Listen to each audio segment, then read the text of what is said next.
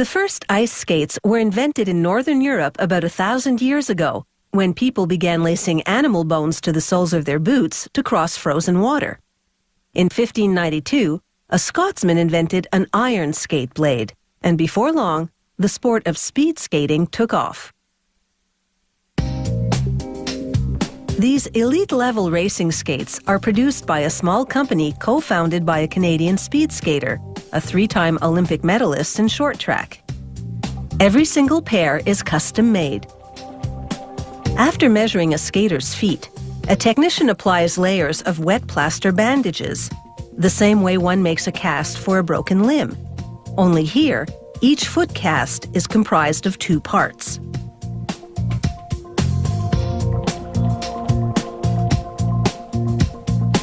Each cast serves as the first stage mold for a skate boot. The plaster bandages take 5 to 10 minutes to harden and dry, at which point the technician carefully removes the mold, one part at a time, then reassembles it with elastic bands. He surrounds the mold, called a negative, with sand. He then pours liquid plaster into the negative to produce a positive mold. The sand provides counterpressure so that the plaster can't push the walls outward and distort their shape. The plaster fully cures in an hour or 2, at which point the negative mold can come off. The technician mixes up some thicker plaster, pigmented to make it easily visible against the dried white plaster. He applies it in select areas, touching up imperfections and tweaking the shape of the mold. He files the toes and the rest of the contour smooth, producing the final shape of the boot. He labels the finished mold with the skater's name and puts it in the storeroom until it's time to begin constructing the skate boots. Construction begins with boot lining.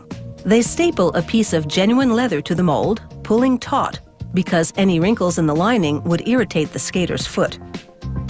They glue on the various structural pieces, such as this ankle padding.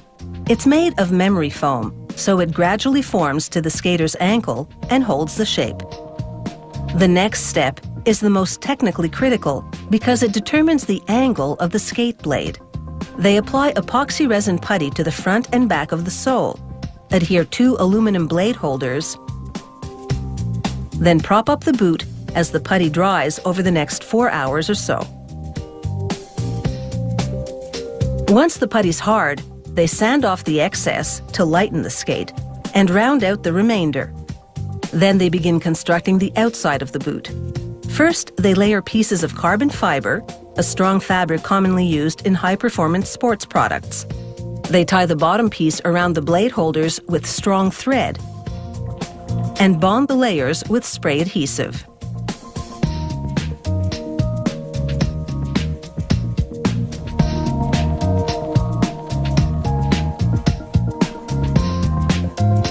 Next, they slip a plastic bag over the boot,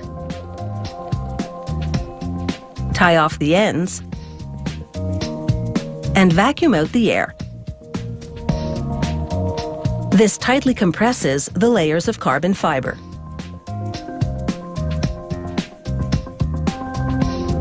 They inject resin, a type of liquid plastic, and distribute it evenly throughout the bag.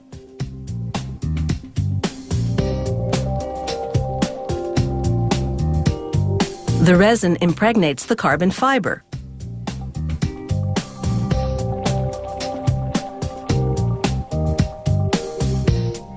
After a couple of hours, the resin dries and hardens, leaving the carbon fiber boot stiff and durable.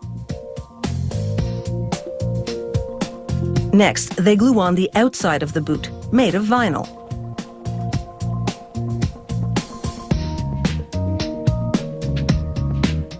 Once the glue dries, they remove the plaster mold and stitch the vinyl in place.